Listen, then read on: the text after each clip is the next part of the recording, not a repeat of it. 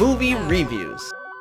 Knives Out is the latest movie directed by Rian Johnson. Coming in off of The Last Jedi, this is an original movie that he directed, wrote, and let me tell you, it's incredible. It's advertised as a modern take on the classic whodunit, a genre that is often seen through authors like Agatha Christie, sometimes made to movies. I think the last one we saw in film was that train movie that was, just fine. But this is a new take on this genre. And when I say a new take on this genre, it's going to be very hard to record this video without talking about any spoilers, but I'm going to do my best, because when we talk about a whodunit, it's usually like a murder mystery, which is the case in this movie, and you're trying to find out who did it, who killed this person. This movie explores that idea and even more. Towards the second and third act, you're less concerned about who did it, and you're more concerned about the details surrounding it. There's more twists, there's more mysteries. The whodunit is just the first part that gets you plugged into this movie. It is incredibly fun. It's a good mixture of dark comedy, but also just very serious issues that I'll kind of talk a little bit about later.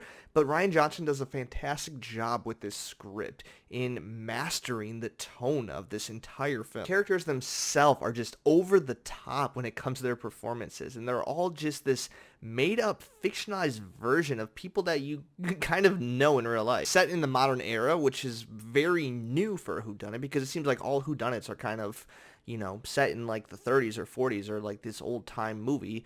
But the vibe still feels kind of old-time-ish, mostly based around the mansion and the family itself and just their culture, but it is set in modern days, so it's like all these new technologies that we have now that you think would be helpful in a whodunit, we can use them here. The movie essentially stars Armas, which isn't really as advertised in the trailer, but she really steals the show in this. Armas plays a nurse to this family, and she's the only non-family member that's kind of involved with this outside of the police and detectives. Outside of her, Daniel Craig, who plays one of the lead detectives, also has a major role, and I'd say probably third billing would be Chris Evans, who plays this just crazy outcast black sheep of the family that no one really cares for. It's so fun to watch him play this role. As far as the rest of the family and other police and detectives, let me just read off this list. You got Jamie Lee Curtis, you got Michael Shannon, Don Johnson, Toni Collette, LaKeith Stanfield, Christopher Plummer, Katherine Langford. It is insane the amount of star power that is in this movie. And all of them are having a blast doing it. Like I said, they're playing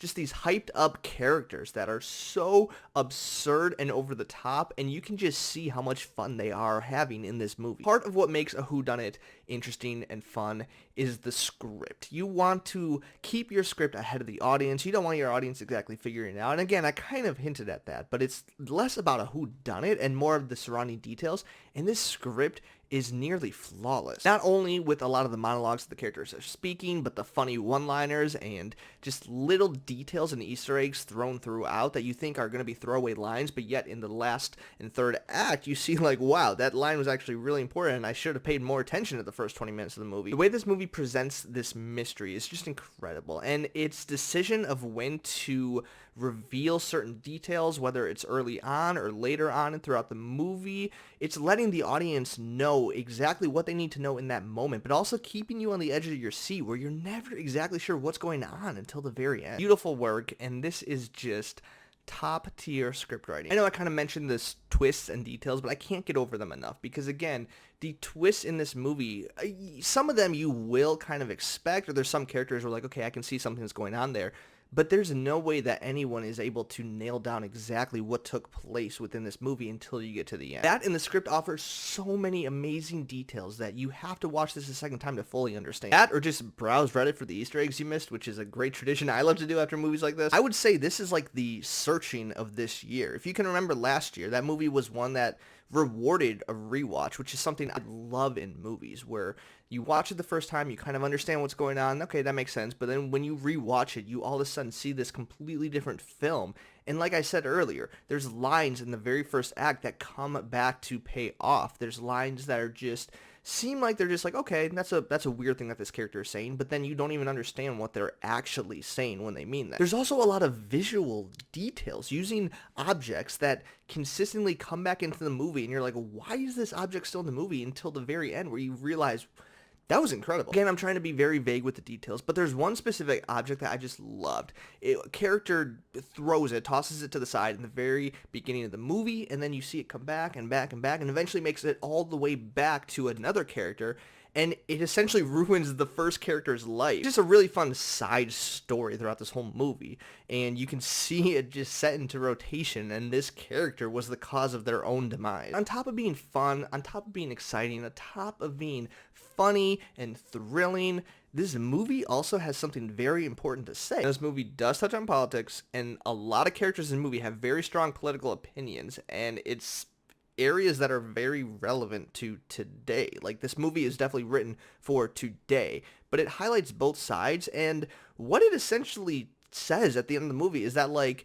there are bad people on both sides, and the way you win in life is by being a good person. So if you're going to have a problem with the movie, it's probably going to be that, because that is, like, the moral of the story. It's like, hey, go be a good person. I really enjoyed it because this movie really does speak to what self-obsession and wealth can do. I would say even similar to Parasite, which is another movie that kind of touches on just this idea of a family from wealth and a family who has nothing.